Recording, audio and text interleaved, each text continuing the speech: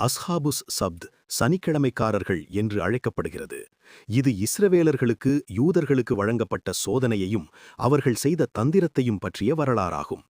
மூசா நபி அலைஹி அவர்களின் காலத்திற்குப் பிறகு வாழ்ந்த இஸ்ரவேலர்கள் கடலோர கிராமம் ஒன்றில் வசித்து வந்தனர். அல்லாஹ் அவர்களுக்கு சனிக்கிழமையை சாபத் என்ற புனித நாளாக அறிவித்திருந்தான். அந்த நாளில் அவர்கள் எந்த உலகியல் வேலையிலும் ஈடுபடக்கூடாது, குறிப்பாக மீன் பிடிக்கக்கூடாது என்றும் அந்த நாளை இறை வணக்கத்திற்காக மட்டுமே செலவிட வேண்டும் என்றும் கடுமையாக கட்டளையிட்டிருந்தான்.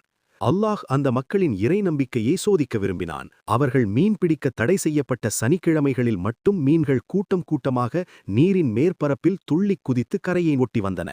ஆனால் மீன் பிடிக்க அனுமதிக்கப்பட்ட மற்ற நாட்களில் ஞாயிறு முதல் வெள்ளி வரை மீன்கள் ஆழத்திற்குச் சென்றுவிடும், அவ்வளவாக சிக்காது. இது அவர்களுக்கு பெரும் சோதனையாக அமைந்தது. கண்ணெதிரே மீன்கள் குவிந்து கிடப்பதைக் கண்டும் அதை பிடிக்க முடியாமல் அவர்கள் தவித்தனர். நீண்ட நாட்கள் பொறுத்திருந்த மக்களில் ஒரு கூட்டத்தினர் ஷைத்தானின் தூண்டுதலால் ஒரு தந்திரத்தை கையாண்டனர். அவர்கள் இறைவனின் கட்டளையை நேரடியாக மீறாமல் மறைமுகமாக மீற திட்டமிட்டனர். அவர்கள் கடற்கரையில் பள்ளங்களையும் வாய்க்கால்களையும் வெட்டினர்.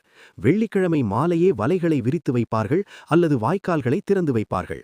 சனிக்கிழமை மீன்கள் அந்த பள்ளங்களிலும் வலைகளிலும் சிக்கிக்கொள்ளும். அன்று அவற்றை எடுக்காமல் விட்டுவிட்டு ஞாயிற்றுக்கிழமை காலையில் சென்று அந்த மீன்களை பிடித்துக் கொள்வார்கள். நாங்கள் சனிக்கிழமை மீன் பிடிக்கவில்லையே, வலை போட்டது வெள்ளிக்கிழமைதானே, எடுத்தது ஞாயிற்றுக்கிழமைதானே என்று தங்களுக்கு தாங்களே நியாயம் கற்பித்துக் கொண்டனர். இந்த செயலை பார்த்த அந்த ஊர் மக்கள் 3 பிரிவுகளாக பிரிந்தனர். பாவம் செய்த கூட்டம், இறைவனின் கட்டளையை தந்திரமாக மீறி மீன்பிடித்த கூட்டம்.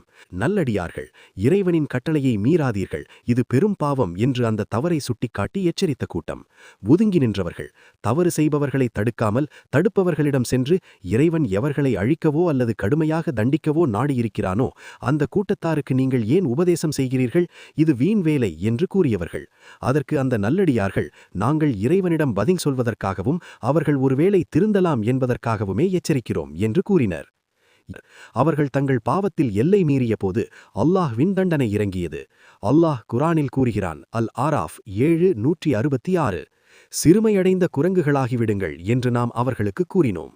ஆம், அந்த அக்கிரமக்காரர்கள் அனைவரும் குரங்குகளாக மாற்றப்பட்டனர். மனித உருவத்தை இழந்து ஒருவருக்கொருவர் அடையாளம் தெரியாமல் கத்தினார்கள். அவர்கள் 3 நாட்களுக்கு மேல் உயிர் வாழவில்லை, பிறகு அழிந்து போனார்கள். தவறை தடுத்து நிறுத்திய நல்லடியார்கள் மட்டுமே இந்த தண்டனையிலிருந்து காப்பாற்றப்பட்டனர். இறைவனின் சட்டங்களில் ஓட்டைகளை தேடக்கூடாது. நேரடியாகவோ அல்லது தந்திரமாகவோ இறைக்கட்டளையை மீறுவது அழிவை உண்டாக்கும். ஒரு தவறு நடக்கும்போது அதை தடுத்து நிறுத்துவது அல்லது எச்சரிப்பது ஒரு முஃமினின் கடமையாகும்.